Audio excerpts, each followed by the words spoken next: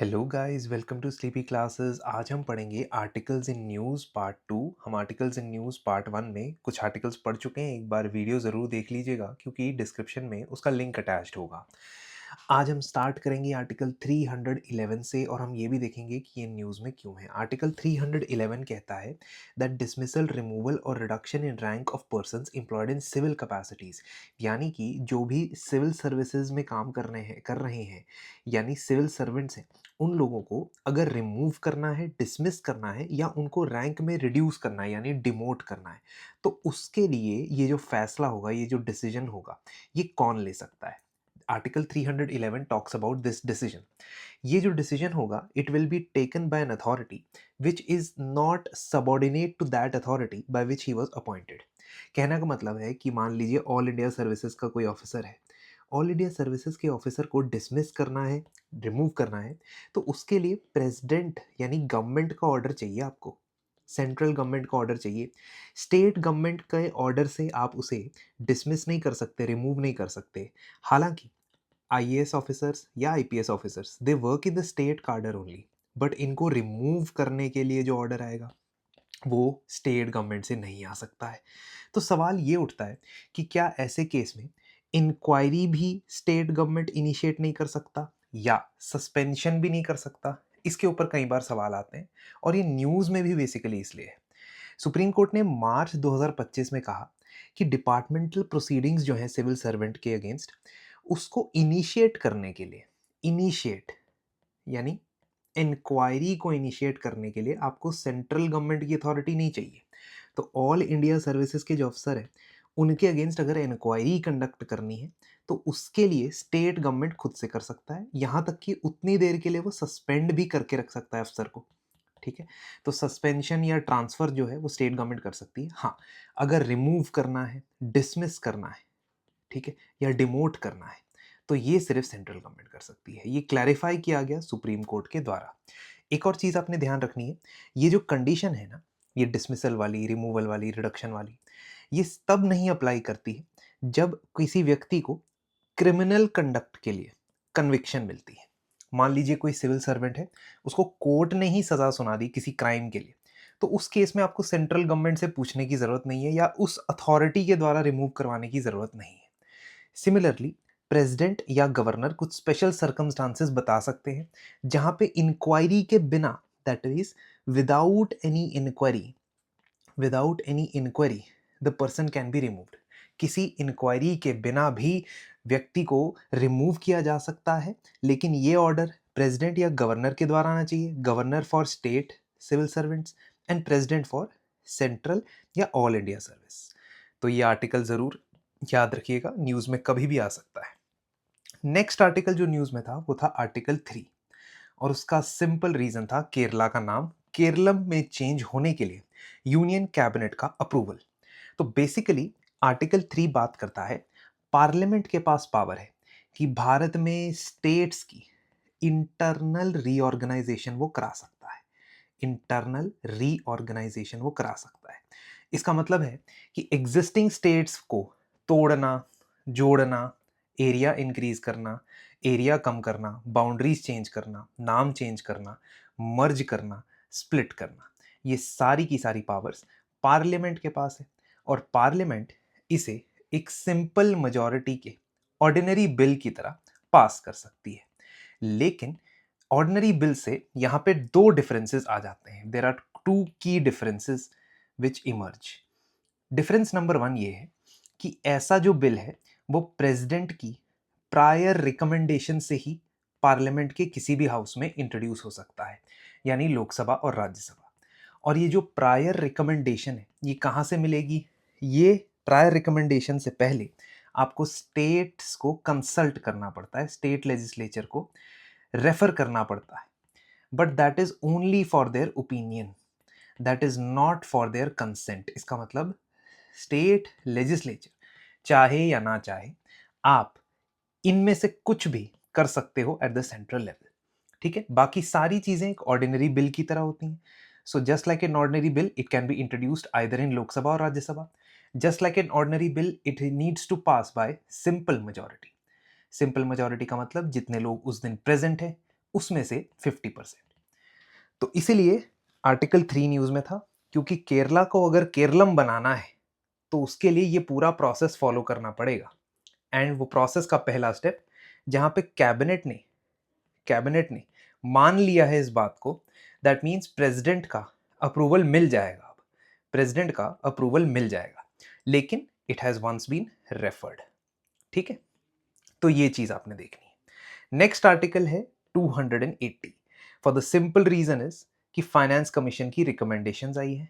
Finance commission की recommendations पे Shekhar sir ने एक बहुत ही बढ़िया वीडियो बनाया है, उसको ज़रूर देख लीजिएगा, लिंक डिस्क्रिप्शन में। इसके अलावा मैंने भी 10 इंपॉर्टेंट टर्म्स ऑफ मैंने भी ये फाइनेंस कमीशन से रिलेटेड एपिक कोर्स में डिटेल में पढ़ा है। एपिक कोर्स जो हमारा करंट अफेयर्स का कोर्स है, आप एक बार वेबसाइट पे जाके ज़रूर देखिएगा, प्रीलिम्स 2026 के लिए खास तौर पे।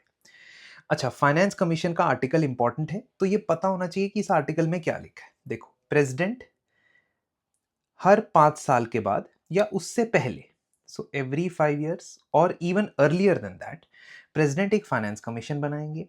उसमें एक चेयरमैन होगा और 4 और मेंबर्स होंगे। देखो, ये पता होना ज़रूरी है कि संविधान में, कॉन्स्टिट्यूशन में क्या लिखा है फाइनेंस कमीशन के बारे में, बिकॉज वहाँ पे सीधा सीधा प्रीलिम्स में आपसे पूछता है, this is mentioned in the constitution और नॉट। सो कॉन्स्टिट्यूशन में ये लिखा है कि 5 साल या उससे पहले एक फाइनेंस कमीशन बनेगा, जिसमें एक चेयरपर्सन होगा और 4 और मेंबर्स होंगे। क्या इनकी कोई क्वालिफिकेशन यहाँ लिखी है? नहीं। क्या इनका अपॉइंटमेंट का कोई सिनारियो लिखा है? नहीं। क्या इनका कोई टेन्योर लिखा है? नहीं। तो ये बात ध्यान रखना कि ये सब चीज़ें संविधान में नहीं। फाइनेंस कमीशन क्या करता है? फाइनेंस कमीशन को कॉन्स्टिट्यूशन 3 मेजर रिस्पॉन्सिबिलिटीज देता है। एक, divisible pool of taxes. Divisible pool of taxes मतलब जितना पैसा सेंट्रल गवर्नमेंट कलेक्ट करता है, डिफरेंट टाइप्स ऑफ टैक्सेस, जैसे कि income tax, corporation tax, GST का सीजीएसटी कंपोनेंट, इसमें से स्टेट्स को कितना शेयर देना है और which state needs to get how much money. तो वर्टिकल एंड हॉरिजॉन्टल डेवल्यूशन ये करता है। दूसरा, ग्रांट्स किस बेसिस पे देने हैं, कंसोलिडेटेड फंड ऑफ इंडिया में से कौन से स्टेट को कितने। ध्यान रखिएगा, फाइनेंस कमीशन पिछले फाइनेंस कमीशन तक रेवेन्यू डेफिसिट ग्रांट्स देता था, इस बार उन्होंने डिसकंटिन्यू कर दी है। ऐसी बहुत सारी चीजें हमने डिस्कस की है एपिक में, एक बार दोबारा से बता रहा हूँ। Measures which are needed to augment the consolidated fund of the state. तो म्यूनिसिपैलिटी को कैसे सप्लीमेंट करना है ये डायरेक्टली बताया है। पंचायत को कैसे सप्लीमेंट करना है ये कॉन्स्टिट्यूशन एक रिस्पॉन्सिबिलिटी दे रहा है। It is giving a responsibility कि पंचायत और म्यूनिसिपैलिटी को कैसे सप्लीमेंट करना है। इसके अलावा कोई और मामला हो तो वो भी फाइनेंस कमीशन सुन सकता है। लेकिन इसके अलावा जो भी चीज़ें फाइनेंस कमीशन के बारे में है, जैसे qualification of members, term, salaries, allowances, ये पार्लियामेंट को रिस्पॉन्सिबिलिटी दी गई है, वो डिसाइड कर सकते हैं। ध्यान रखिएगा, यहाँ पे वो प्रेसिडेंट लिख देगा पेपर में और बोलेगा प्रेसिडेंट खुद से डिसाइड कर सकते हैं, ये गलत होगा। तो इसलिए यहाँ इन ट्रैप से बचिएगा। एक और आर्टिकल जो न्यूज़ में है, न्यूज़ में रहा है, वो है आर्टिकल 200। आर्टिकल 200 बेसिकली ये कहता है कि जब भी कोई बिल स्टेट लेजिस्लेचर के पास जाता है और स्टेट लेजिस्लेचर उसे पास करके गवर्नर के पास भेजता है, तो गवर्नर के पास क्या ऑप्शंस है इस बारे में बात करता है। So in earlier understanding of this article, governor के पास ऑप्शन होता था। ऑप्शन नंबर ए, बिल को साइन कर दे। ऑप्शन नंबर 2, बिल को साइन करने से मना कर दे, जिसको कहते हैं withhold assent. Option number 3, bill को प्रेसिडेंट को रेफर कर दे। एंड ऑप्शन नंबर 4, बिल को वापस रिकंसिडरेशन के लिए भेज दे। अब earlier understanding of this article said कि ये 4 ऑप्शंस होते हैं गवर्नर के पास, लेकिन 8 अप्रैल 2025 के अंदर सुप्रीम कोर्ट का एक 2 जजेस का बेंच एक जजमेंट देता है, जिसको डिवीजन बेंच भी कहते हैं। ये जजमेंट में कहता है कि क्लॉज नंबर 2 यानी तरीका नंबर 2 और तरीका नंबर 4 ये एक के बाद एक स्टेप की तरह आएंगे, मतलब they are not different. What does that mean? This means that the president cannot withhold assent to the bill. Withhold assent to the bill कर ही नहीं सकते हैं वो क्या करेंगे? अगर उन्होंने बिल साइन करने से मना कर दिया, रिफ्यूज कर दिया, तो इसका मतलब automatically the bill will go back for reconsideration of the house. और एक बार हाउस ने रिकंसिडरेशन के बाद गवर्नर को दोबारा बिल भेज दिया तो गवर्नर के पास बाकी सारे ऑप्शन खत्म हो जाएंगे। यानी ना तो वो प्रेसिडेंट को भेज सकते, ना वो रिजेक्ट कर सकते, ना वो दोबारा से भेज सकते हैं बिल। उनके पास एक ही ऑप्शन रहेगा, to provide assent to the bill. ये आर्टिकल 200 क्वेश्चन किया गया था in the presidential reference as well. Presidential reference यानी आर्टिकल 143 के अंदर जो प्रेसिडेंट सुप्रीम कोर्ट के पास एडवाइजरी जुरिस्डिक्शन के अंदर जा सकते हैं। तो एडवाइजरी जुरिस्डिक्शन के अंदर president can refer a matter which is related to a substantial question of law और फैक्ट, और ऐसा ही कुछ रेफर किया गया 2025 के, अब 2025 के मई के महीने में। नवंबर में इसमें जजमेंट आती है और यहाँ पे 5 जजेस का कॉन्स्टिट्यूशन बेंच इस बात को कंफर्म करता है कि आर्टिकल 200 के अंदर, आर्टिकल 200 के अंदर गवर्नर के पास जो सेकंड और थर्ड नंबर के ऑप्शंस थे, सेकंड और फोर्थ नंबर के options, that is withhold assent और रिटर्न बैक फॉर रिकंसिडरेशन, ये दोनों डिफरेंट नहीं है, अलग अलग नहीं है, एक के बाद दूसरा आता है। तो यहाँ पे कंफर्म होता है।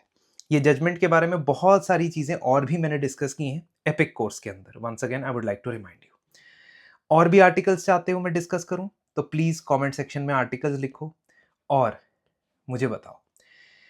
हमारे रैपिड रिवीजन कोर्स और सभी कोर्सेज के ऊपर, in fact not only for this but अगर आप 2027 के लिए तैयारी कर रहे हो तो रामनवमी के शुभ अवसर पर आपको 27% डिस्काउंट प्राप्त होगा। ये कूपन्स लिमिटेड है, प्लीज इसे अवेल करें। Rapid revision course batch number 2 start होने वाला है जल्द, जिसमें मैं आपके सामने आऊंगा। यहाँ तो मैं आपके सामने नहीं हूँ, I will come live in front of you guys. I'll discuss in 2 days most important topics of UPSC prelims polity, but other subjects as well will be discussed by the respective experienced and expert faculty. Thank you very much.